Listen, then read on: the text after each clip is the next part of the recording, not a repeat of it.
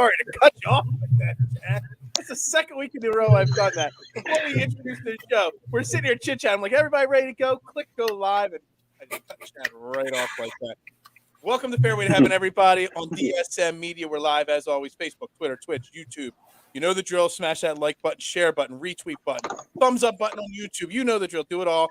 Get it all done so that everybody can interact and watch the best damn fantasy golf podcast there is out there. We're live, like I said. We're brought to you by Fantasy National Golf Club, fantasynational.com, at Fantasy National on Twitter. The best model making system there is out there. They give you the tools to make the best decisions for your DraftKings and FanDuel lineups.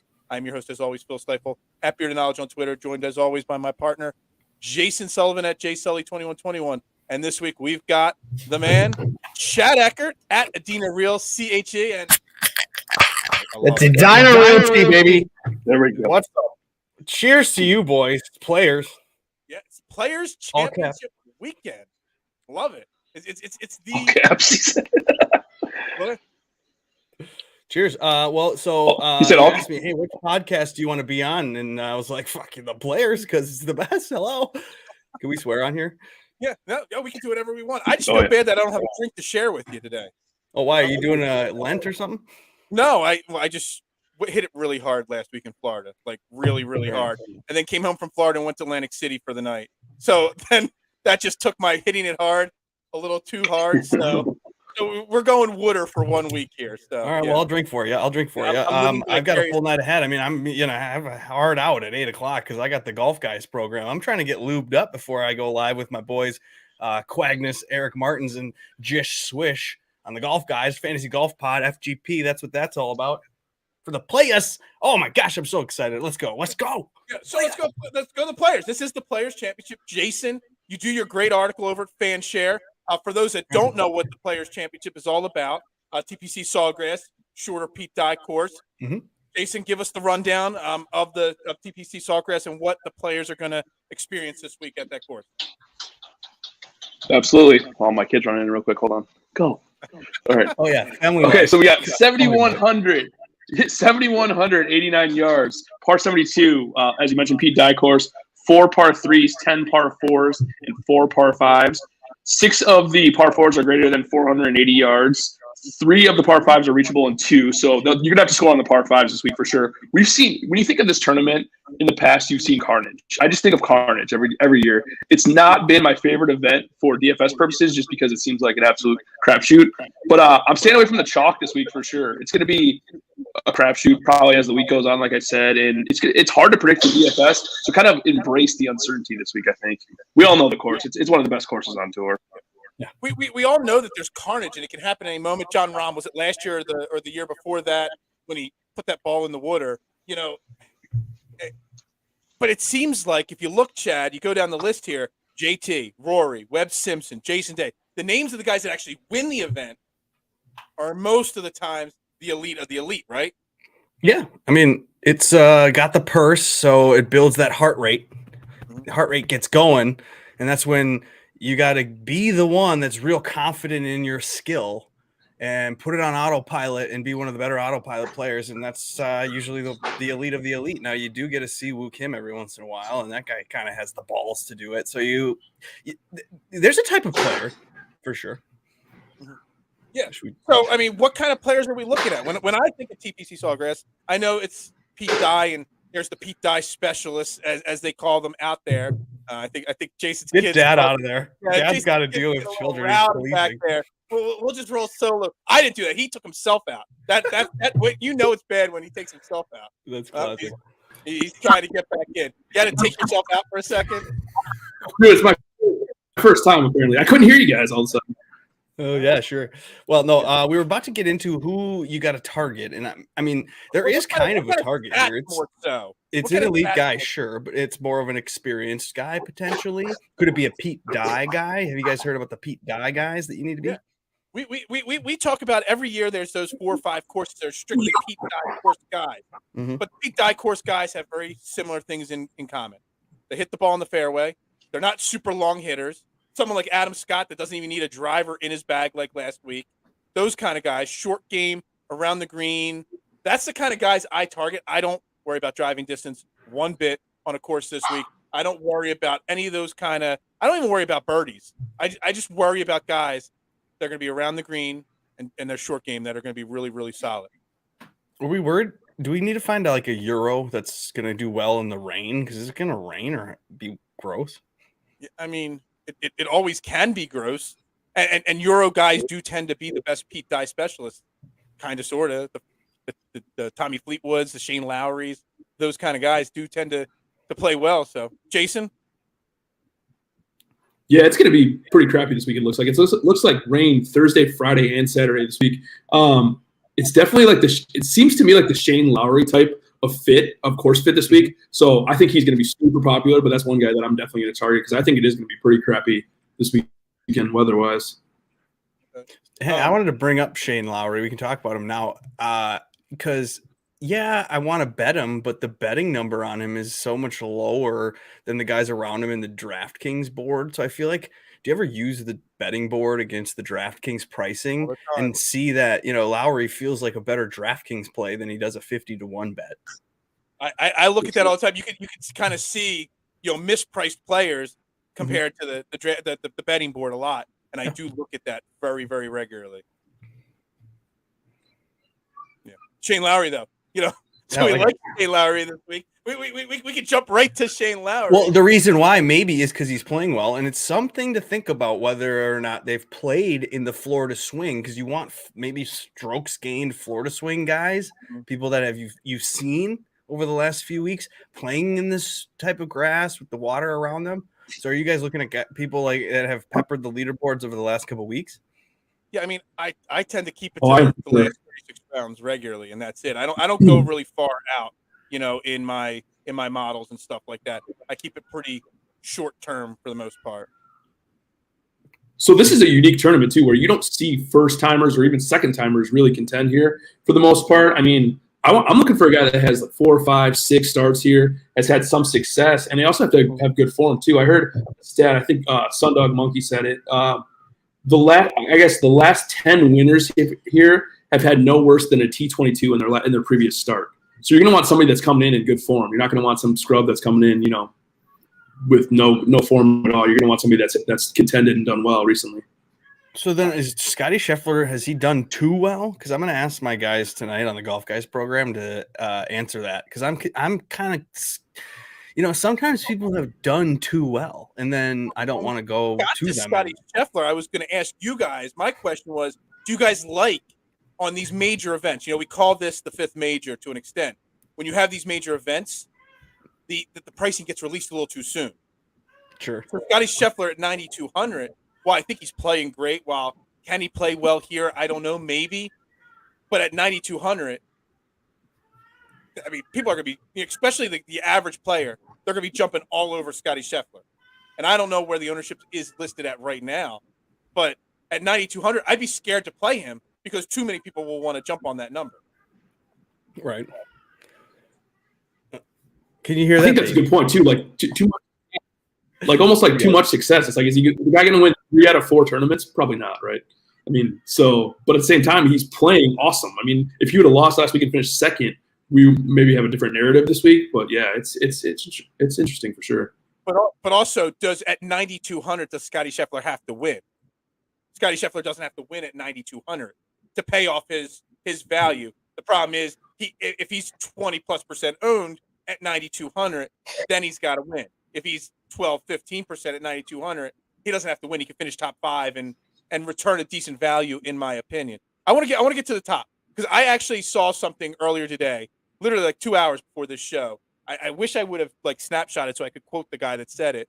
Somebody tweeted out that Jon Rahm at 11-1, 11-2, 11-1, that he is trying to make a case that Jon Rahm at 11-1 this week is a value play. And it got me thinking because Jon Rahm has been close to 12, over 12 a few times. Jon Rahm has struggled by his standards the last 2 events he's played in. He struggled. I mean, he finished top 10 last year, but he had that one big blow up that kind of, made him drop down the leaderboard. Can you consider Jon Rahm a value play at 11-1? Because I feel like I never really play those top guys a lot, but I want to play a boatload of Jon Rahm this week, and I don't even care what his ownership is. Right? Jeez. I never take the top price guy. I have that in my principles because you got to do things each and every week to make it so your process is quicker and that you just kind of like do the same thing and you eliminate a lot of steps to get to the end. So I eliminate the top price guy usually because they only pay off once or twice a year. And if I can, whatever, I lose every week anyway. So I just lose off that twice a year. Sometimes it's fine. I'm kind of on board with that. It's like a little bit of a low price, but I don't know if it's a low price necessarily. But the real truth is that it's major pricing, so you have really soft pricing. So you have so many good names that you can use the top name potentially because of that, and it isn't the 11, 4, 5, 6 that you have to pay. You can only you get a couple, but is he too much of a head case still? Are we worried about that? What's wrong with his putter? His putter's been letting him down, and it's just eating into his mental confidence. So then, gosh, I don't really know, but it feels like one of those weeks that he could definitely show up. So I'm kind of on the fence too. I can't decide what to do. Jason, John Rahm, thoughts on him as the top guy? So yeah, I have a lot of thoughts. So he's played like crap for his standards, right? I mean, we've seen him not even look like himself at all remotely. He was what 21 last week. Yeah, I mean T21 last week. His floor, I should say, is like a T20. So that's pretty solid. I'm looking at it not so much as a discounted pricing, but ownership. I mean, you're looking at JT 24% owned right now. I think 24%. Hideki 22, Cantlay 20. I mean, but you're looking at Rahm at 14. If John Rahm's 14% and he's 10% lower than all the other guys around him, that is definitely a value play this week. So I like Rahm a lot this week. Okay, well, Jason, stay right there because you got Rory, you got Colin, you got JT, and you got Victor. They're the rest of that 10K and above range. If you don't like Rahm or if you do like Rahm, what else do you like in that range? Because, I mean, I can make a case for all of them and I can make a case against all of them this week. For sure. My second favorite in this range is actually Hovland. He's almost becoming – I was talking to my buddy earlier today. We were just talking about, like, is Hovland becoming kind of a must-play? It's like even on the courses where he doesn't, quote-unquote, fit, where you need a good short game, he obviously doesn't have a good short game. He still contends. I mean, he wasn't a course fit last week, and he came runner-up. So, I mean, his approach numbers, he's 5th in the field in approach, 8th in birdie or better. Obviously horrible around the green, but he's going to be a lot lower owned than the guys around him, too, and he's cheaper. So I think Hovland's a must-play this week. You can even build the lineup where he's your second guy in, which is crazy. Wow. That's interesting. He was like the one I was shying away from the most, honestly. Chad, thoughts on that range? What has Hovland done at the Players so far in his career? He missed the cut last year in his first time playing it. Okay, because I mean, you kind of need a couple whacks at this thing. I feel like I don't know. That could be just me thinking that you needed that confidence and that learn how it plays and whatever that people need. Gosh, my problem is that I just am in love with the AK range, and I kind of I want to pepper that. So to take a Rahm or even to take the guys at the top. I initially opened up the board and I saw Colin Morikawa there staring me in the face at 10-7 or whatever it is. I mean, that immediately was attractive. But then it's like, obviously, that's everyone's thinking. So everyone says Colin's attractive. So, if I was going to go up to the 10K range, I probably would go to Hovland, but I don't know. I think I'm going to fade it all together because there's, a case to be made that Rory should do well here. Typically does, and he's been good form. JT, same thing. He's in the better form than he was last year coming into this, and game fits perfectly. Like you said, Hovland's playing great, Rahm's playing great. So to skip these names, maybe you save yourself and you get some leverage. And if you can just avoid one of these 5 winning, there you go. You can. I think, which is ridiculous to me, is that a Dustin or a Xander or even combo those two to start in the 9K range. You could do that, and that's completely contrarian. That gets away from the chalk. Plus, what have we seen? Dustin's played well here. He's from Florida. I like Dustin. I opened up the betting board and did the same thing. I looked at Dustin, and I was like shaking my head. Like, oh, this is the first time in my life since since I was able to bet on sports through a offshore book when I was about 19 or whatever, he's never been less than 30. And now he's 35, 40 in places. It's insane. So DJ at 9.8 here, this seems kind of juicy, and he's under 10% owned. So I'm skipping. I don't really look at the ownership till I come on the show. I ask you guys, that kind of stuff. I was wondering at 9,800, we want to, what his ownership would be like. It's low. I can't even imagine It's that. 7 right now. See, again, now I want to bring up Yeah. a side point. And Chad, I mean, you do your narrative lineups. Mhm. You know, do you do other lineups outside your narrative lineups? Oh yeah. Yeah. I mean, I Yeah. do the 20. So I'm Edina Realty because I'm a realtor at Edina Realty, and my initials are CHE. So that's why I came up with this when I started a Twitter account, and I didn't really think I was going to be in like golf content at all. So I haven't changed it. I'm thinking about changing it. Whatever. Either way, I am doing that. You can find those on that Twitter page, and it's 20 lineups, and they each have like a theme to them. And it really does help me kind of go through and discover and think about what are other people thinking about. And maybe I want to try this, or like, damn, this combination works. Like, this looks great. And then it forces me to do a lot of stuff. So I don't know what I was getting at. Well, I was going to ask you a question about that because something I brought up a couple of weeks ago on the show is that, I mean, I do the 20 max entry in the quarter lineup as well. That's my first start. Then I do some single entries and whatnot. And all. But the people that play the quarter entry max lineups, Mm-hmm. the ownerships we hear from a lot of these big sites, Fantasy National, FanShare, these are sites, they're based off of the Millie Makers or the $5 and $10 entry lineups. So there's a lot of difference. So when you say 7% for Dustin Johnson, I kind of have a feeling that in the quarter entry, his ownership is going to be much higher because people are going to see the name Dustin Johnson. Yeah. So at that price, and they're going to play him. Yeah. No, every Wednesday for the last year and a half or so, I've been doing an ownership projection podcast, and I've been downloading and I've been calculating ownership. And then I've been seeing as the tournament starts what the ownership is, and posting that. I've been doing this for so long now, and it's truly not much different from in the Millie Maker to in the single entries. Like you said, yeah, it could go from 8, 9 in the like single entry stuff to 11%. Like, we're not talking a huge jump there. So like what they're projecting is pretty close most weeks to accurate. It's crazy how like it's not that hard to figure out because you're looking at, like I said, Lowry is like looks at 50-1 on the betting board, and you can do your own ownership that way. You can say, why is he 50-1 where the other guys around him are like 80-1 or 75-1? So there's just like ways to that will jump out. Obviously, you can get a subscription to fansharesports.com. That's what we all have, and you can do it with 20% off. What's your promo code? We don't have we're Fantasy National, not FanShare. Whatever. Oh well, you write for them, but I do this. I write for them. Either way, we love that. Or fuck, you can go get Moose Mayo or /Mayo, whatever the hell. I don't have a code for them, but anyway, you can do these ownership projections, and they're pretty accurate and they're helpful. Now, what I've seen over the course of doing fantasy golf for the last 7 years or whenever it started, ownership is becoming more of an indicator of who's going to be good than anything else. Like it's actually a tip and a tell of like, what does the model say? What does Vegas think? And most of the time, like, you know, truly it's probably 60-40 or 55-45 where like, yeah, but you know, sometimes you're right, sometimes you're wrong. But I feel like more times you're right with the ownership and right with that stuff than you are wrong with it. And like, so I don't know what I'm talking about. Let's get to the rest of that 9K range then. We got Patrick Cantley, DJ, which again I liked. I was just waiting to hear what you guys said about his ownership expectations this week. Hideki, Cam, Scotty, 2-time winner, lots of other names.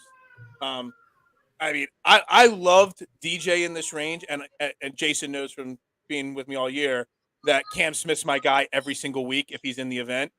So I'll play Cam Smith because I'm riding that horse till the end of the season. Where are you guys looking, Chad? You know, are you looking at anybody else in that 9K range? I know you're excited for the 8K range. But well, okay, so I've starred about 17 names total on Fantasy National, because on Fantasy National, that's a really helpful tool is to just star, kind of get your bearings of who's going to be good. So DJ at 9,800, like that's the one I'm going to go with. But then I'm thinking Xander at 9,700. We've seen him recently play pretty well. Like honestly, he likes. He's Genesis. He was 13th. Phoenix Open. He was 3rd. He's not missing any cuts. We know he hasn't won forever. He won the Olympic gold medal, but Xander is the only other name truly I'm considering. Jason. You're on mute there, Jason. Hold on. Oh, my bad. Sorry. We each have My to first- mute our own mics because our children are making all this noise. Yeah. No, I like Xander too. Definitely. I don't understand, I guess, why he's not getting more chatter this week. I don't know if it's maybe just his price range that he's in, but he jumps out to me, and so does Cantlay. Cantlay doesn't have great history here, but he's been, I mean, obviously he was the FedEx Cup winner last year. He's been over the last 10, 12 months the best golfer on tour, or, him or John Rahm have been the best golfer on tour. And he has 2 missed cuts here, but he has a T22 and a T23 as well. So I don't know. I just feel like he's a different golfer than he was at that point. So I think he's going to be super popular, but I do like Cantlay in this range at 9,900. So I don't like a lot in this range, to be honest with you, but I think Cantlay and Xander are my guys. Okay.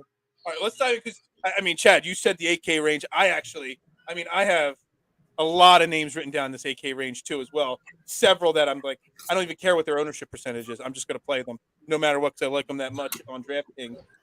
You already said Lowry, but we got starting at the top, Willie Zalatoris. You got Berger. You got Oost. You got Koepka. You got so many names up here. Who is your favorite play in the 8K range? Number one favorite. I mean, my true heart is with Sung J Im. He's my favorite, and same with Horschel. I'm a big Horschel fan, even though everyone hates him. But my favorite actual play with my brain, using my brain, is Daniel Berger. Hello, at $8,800. That seems super stupid low. Like he should actually be where Bryson was at 9,500. I feel like you're getting a savings on Berger. Plus, I don't think he's that popular either, is he? 23 right now. Oh shit, he's gonna be popular. Okay. Oh well, but for a good reason. I mean, he's $8,800. He checks a lot of boxes for me. Yeah, he's great, and he loves Florida. He kind of has that. He has the form. Dude was supposed to win that tournament. What was it 2 weeks ago? And he lost because he sucked. He was ready. He basically spent the money in his head, showed up to the course, and was like, "Oh shit, I have to play." Oops. And then he was bad. All right, Jason. How about you? Favorite play in this range? You mentioned Billy Horschel. I think I like Billy Horschel too, and I always have. I don't know how you ignore him this week. I mean, he has just been T2 last week, T16 at the Honda, and T6 in Phoenix. I mean, that's about as good as it gets, right? Without winning, he's just been awesome. So I'm going to be playing him this week. I like Adam Scott too, 8,200. He's been in pretty good form recently. We've seen him. He changed the approach last week. He took the driver out of his bag, which I thought was genius. Obviously started off great and kind of faded a little bit as the week went on, but he's done really well at this course too. So he's played over 50 rounds here. In those 50 rounds, he's second tee to green, third in approach, and second birdie or better. So he has really good stats at this course. He's made a lot of cuts here, so I'm going to be playing a lot of that. Never missed a cut here. 9 for 9. So yeah. 8,200. I think that's a good price. And Brooks is interesting to me too. I think he didn't play last year, but he's made 4 cuts before that. But it just seems like 8,600 in a big tournament like this is a savings for Brooks too. And I know a lot of people have bet him this week too, which I think is a good idea too. But I mean, like we see him show up in big tournaments left and right. So I like Brooks too. Yeah, I mean, you want to hear a really crazy thing? So I ran I have Brooks down that I probably should play. I've already bet Brooks and DJ because of their crazy long odds. You just have to bet them. All right. So there's 144 guys originally in this field. So on Fantasy National in the model, there's still 144 guys on there. I know Nah and Bryson have withdrawn.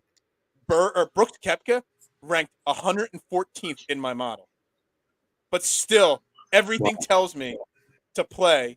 What's in your model? Hold on, I forget the exact. A lot on approach, a lot on the short game, and scrambling and stuff like that. Off the tee, good drives. Let's see here. I do it off of 36 rounds.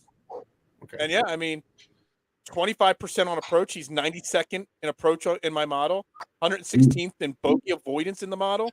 I mean, yeah, I mean those kind of stats. He ranked, but I'm still going to play him. No, I've I know. never played somebody that low down in my model before, but I will. I mean, gosh, Brooks is probably this price, and your model is spitting out that bad number because I think he was hurt.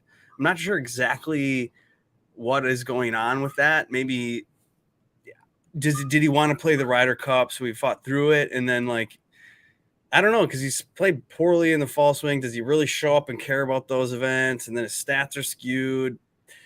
Brooks doesn't. He's an anomaly, really, truly.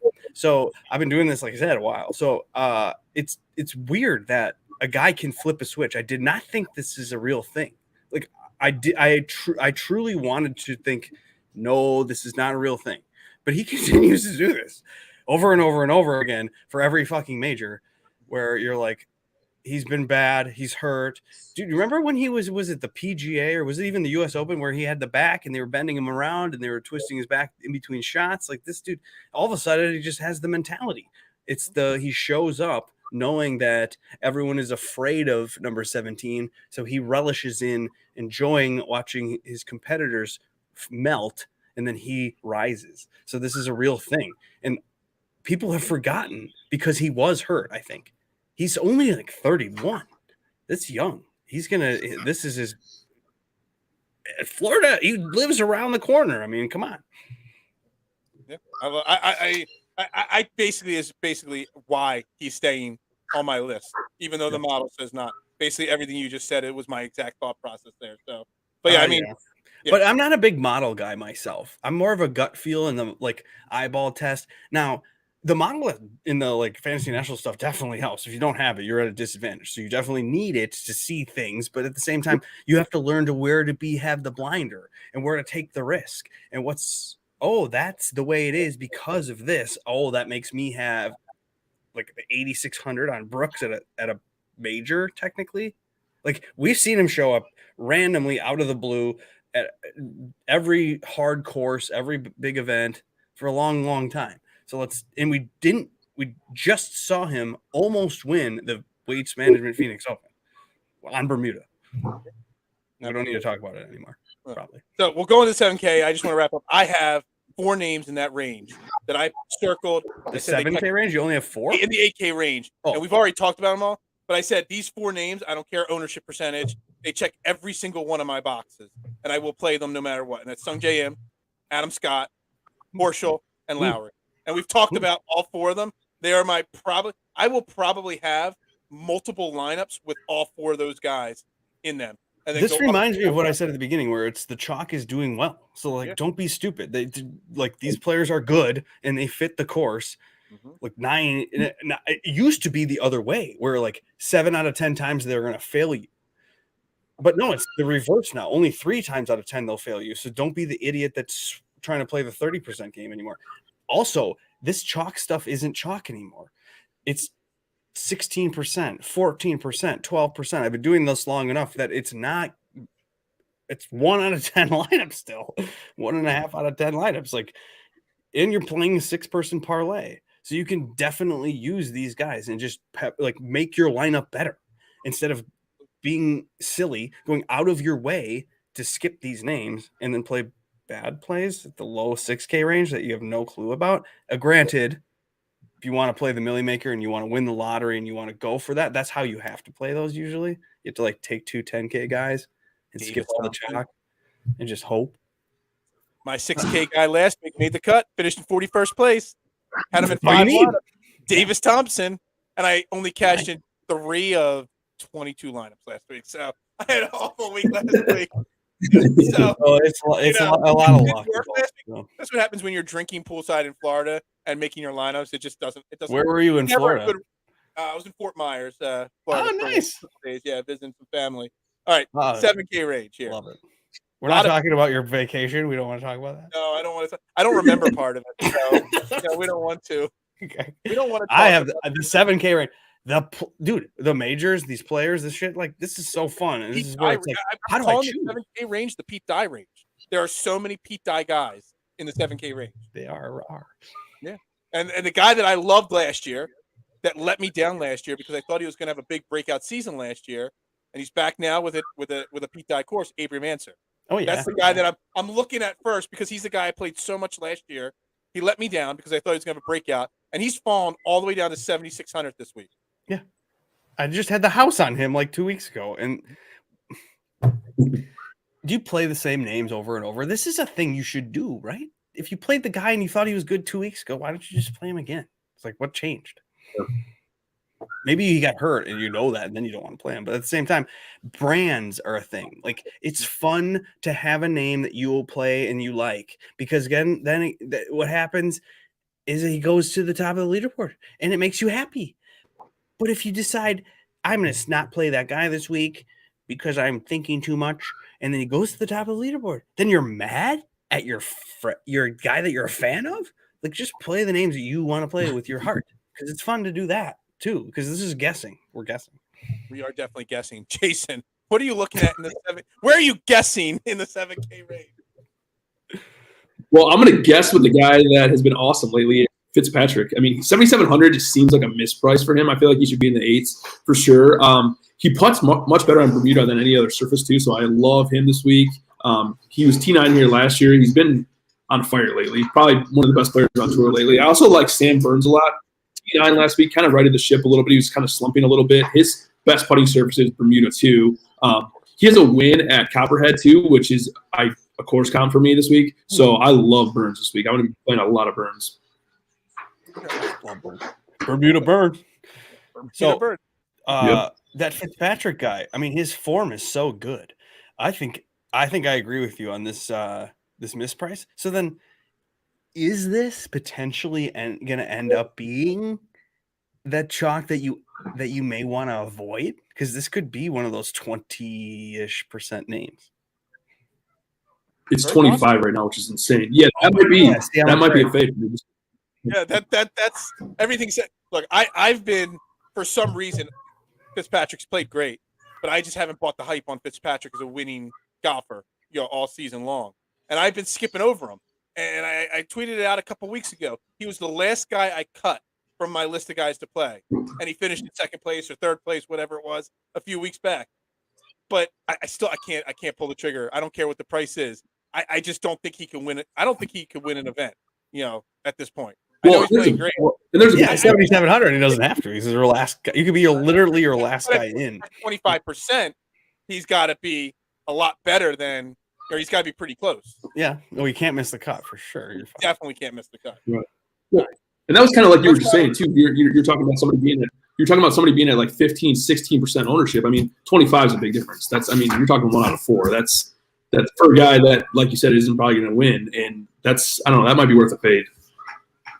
It's a definite fade for me. Some other names, guys, I'd love to get your thoughts on. Webb Simpson in this range has had success here. He's a really good golfer. Paul Casey, another guy, 7,400. Answer Henley. Jason Kokrak, loved him last week. For some reason, I love him again this week. Corey Connors, another guy. Any of those names check any boxes for you guys or excite you even remotely?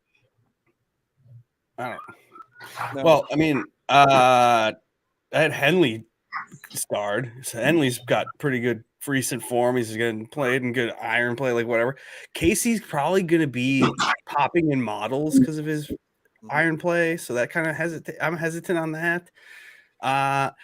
Now, if you want to like kind of get weird in this 7K range to win, you could get weird with a Patrick Reed. Or did I read you? Did you tweet that out earlier today? Somebody I didn't. tweeted that out earlier today. I think Luke Walker, Luke sweated out, tweeted something because I know Luke's betting him because he was on preferred with Joe last night. Or something like that. But although like that's a straight up risk. Like you're just like, okay, how much money do I want to just dangle near the fire? And like it's kind of going in, but probably not. But it probably will go in. So do you do that? Now a more calculated risk would be with Tommy Fleetwood pivot, because a Tommy Fleetwood or even a Tringali pivot who just burned everybody. So those are the names that I would probably do. Like Fleetwood has the form here. Fleetwood actually is motivated to do well. He kind of feels like a guy that could like heat up. Tommy had the same thing going into an Open Championship a couple years ago where it was like, oh, Tommy's dead. So it was fun having Tommy Fleetwood in our lives, but he sucks now. And then he finished second, I think. And then that reminds me of this, where if it gets wet and it gets nasty and there's problems, that's Fleetwood's life, right?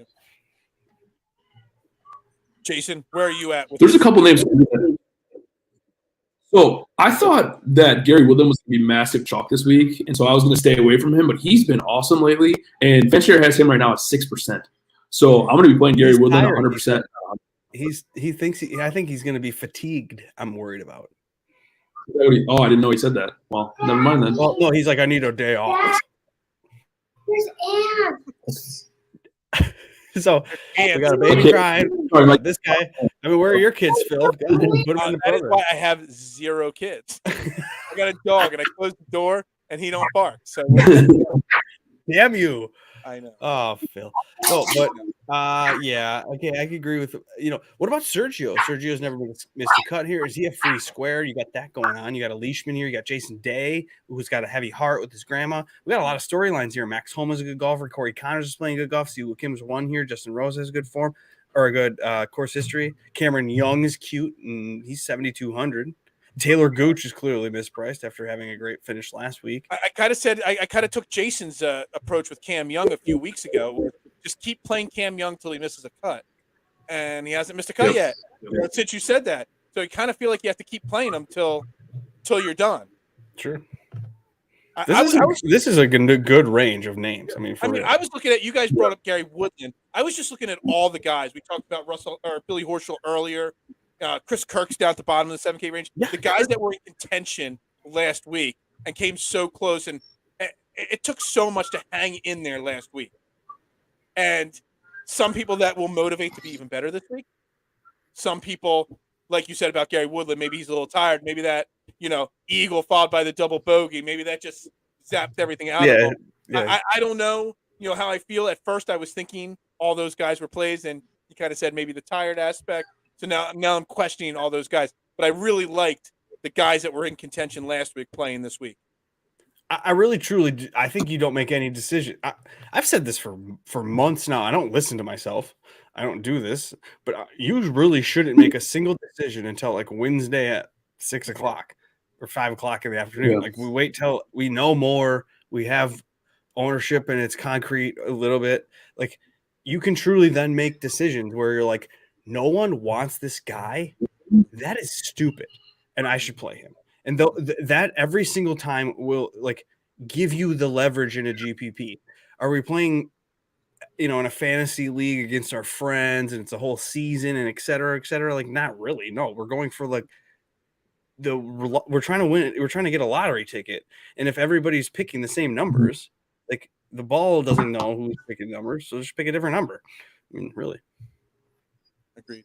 So I know I want to do it quickly, but the 6K range. I mean, I love playing the 6K range. I always do. You always have one or two guys. If you're going to win a Millie Maker, how many people are in that contest? I don't really play the Millie Makers, so it's really not. It really truly don't do it. 110,000 people, or no, 118,000 people. You're never going to win that. There's unless you're. Yeah, it's just not worth it. It's not worth it in my mind. For $25, what a ripoff. It is. Do the drive the green at least, like for real. And then you don't have to think about it. If you won the drive the green for $50,000, you're barely paying any taxes. If you win the Millionaire Maker, what a hassle. Yeah, absolutely. Taxes alone will not be worth it. Yeah, a fucking hassle. But we know a tax guy, Josh Bennett, just swish on Twitter. But 6K range, I got a couple names actually. I did star 2 names in the 6K range because I'm curious to hear you guys' opinion. Why is Keegan Bradley in the $6,900 range? Hasn't he played better golf and he has better?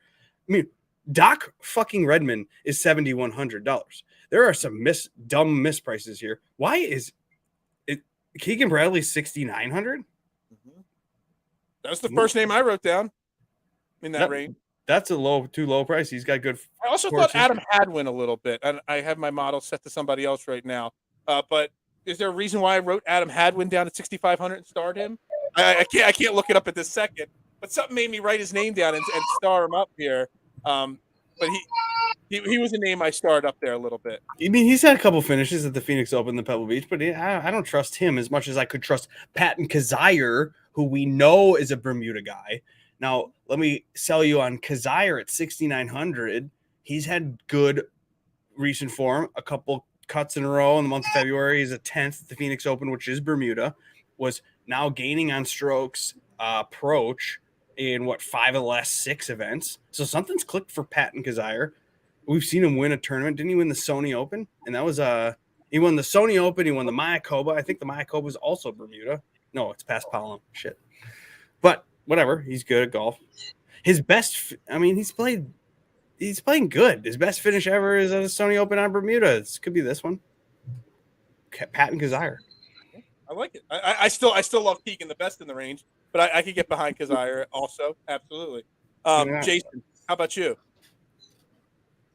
So I like Keegan too. Well, I don't like him as a person, but I like him this week. Yeah, I hate him as a person. The interesting one to me, JT Poston.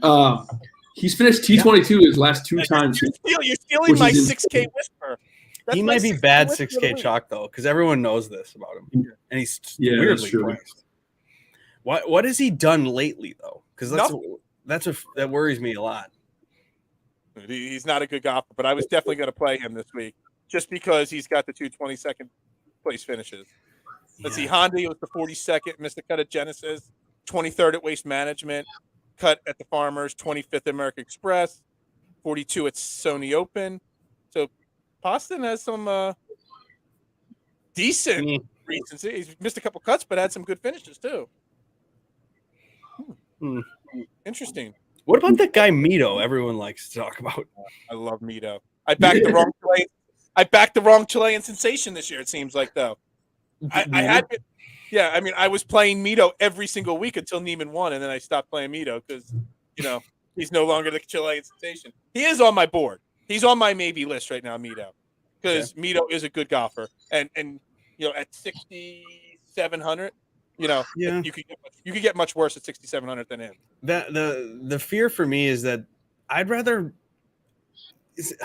when it comes down to it, at the end of the day, you got to have a little hindsight in front of the tournament, and you got to say if it's kind of weathery, you got a weird pressure-filled tournament, you got to have like this mental fortitude. Strokes gained mental is going to be huge this week. So maybe Patrick Reed types where you're like, they're grinders. You got to get a grinder. You can't have these pampered fucks. You got to have a real winner.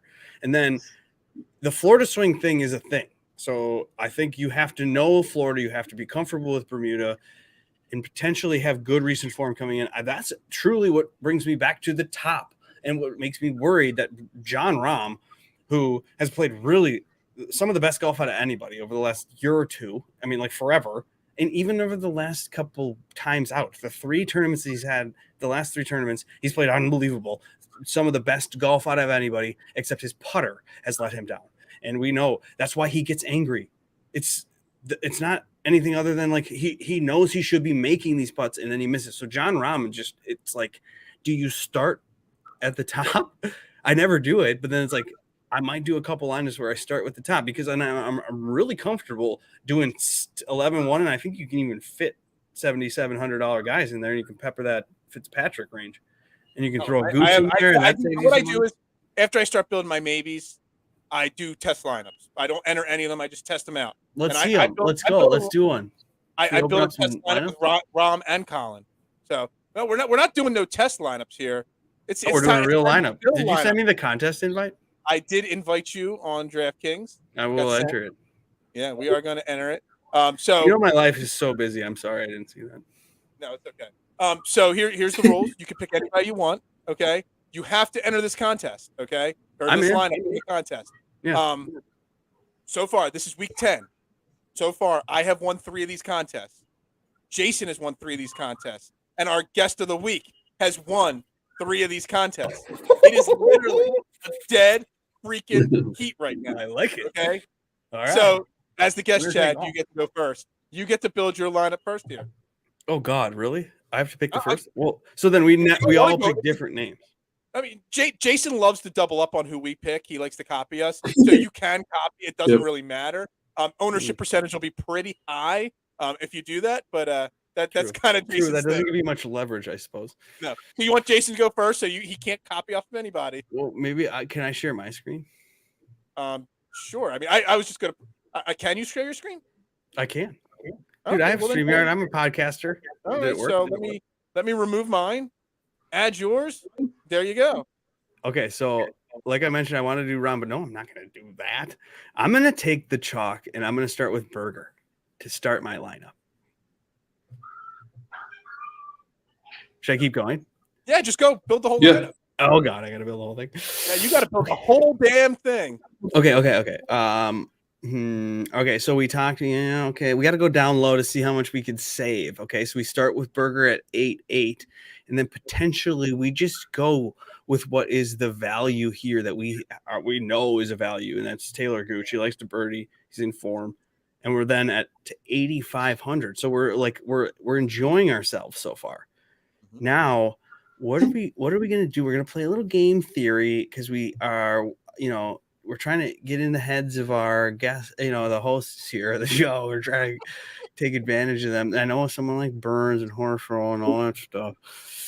Okay. Okay. So we're gonna go to the top. We're gonna take DJ, and then we're gonna take Xander. Oh boy, we're gonna go both guys 9.8, 9.7. That's gonna be an interesting start.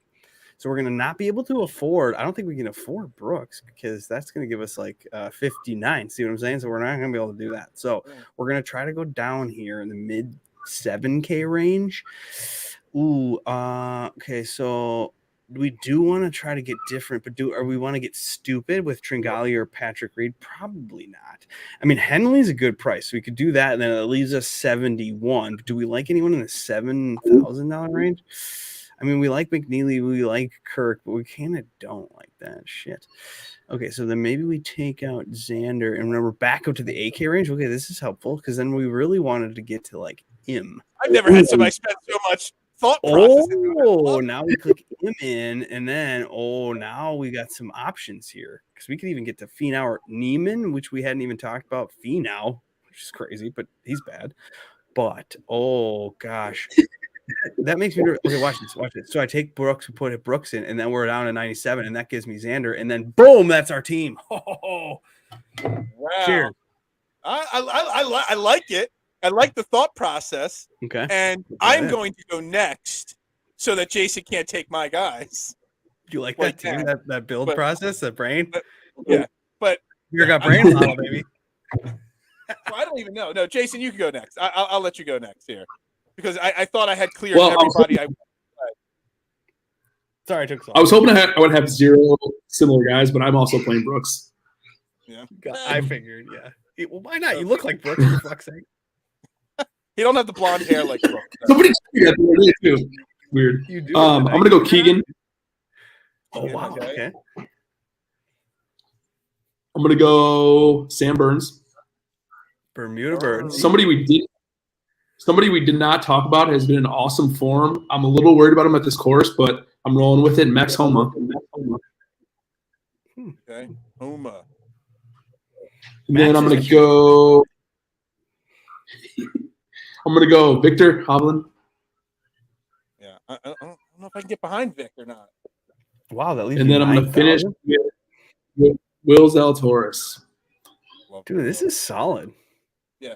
So while I think about this for a second, talk about Will Zalatoris, guys, because I keep saying, and everyone keeps telling me that, if you haven't won, you can't win, blah, blah, blah. And, I keep saying how much I love Will Zalatoris and how, well, he hasn't won any event yet. But that's what everybody was saying about Scottie Scheffler. And now he's won 2 of the last 4 weeks. So I don't see why people are getting off on Will Zalatoris so soon in his career because he hasn't won. That's because Twitter is just noisy, terrible. A couple of our guests have said that too. Yeah, they're fools because Zalatoris is talented. Yeah, exactly. Because I wouldn't see why I wouldn't want to play those.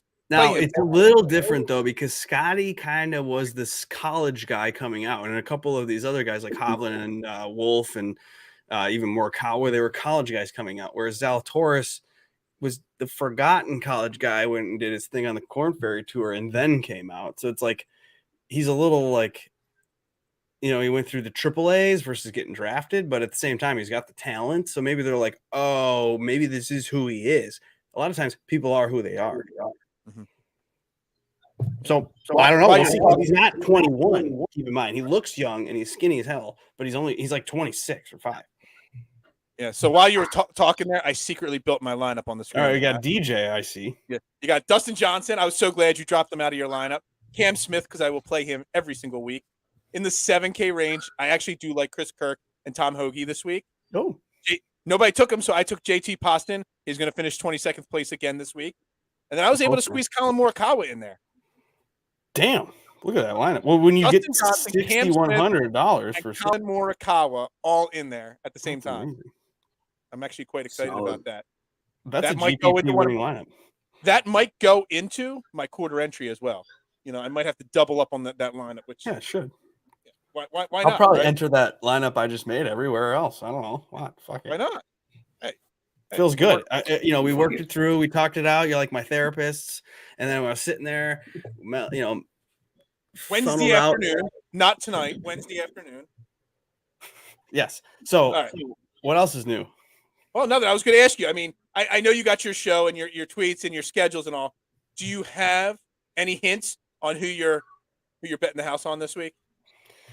I'm still kind of working through it. So Yeah. What are you down to? Actually, so there's 4 guys technically that I'm kind of mulling over. If you don't know who I am, I'm Chad Eckert, Realty. I'm a realtor, so I like to put the house on someone. It was inspired by that. How long did it take you to build that house? No, I didn't. I copied and pasted from some other thing. I stole from someone else, so I never made that. But it was the helicopter guy. Remember Ian Hartitz? Yeah. NFL helicopter guy, where he does that tweet and he's like 2 touchdowns for Derrick Henry today. Boop, boop, boop. And I was like, oh, that's kind of creative. It's cute. And making a prediction that's almost impossible to have happen. So but if it does, holy shit, it's cool.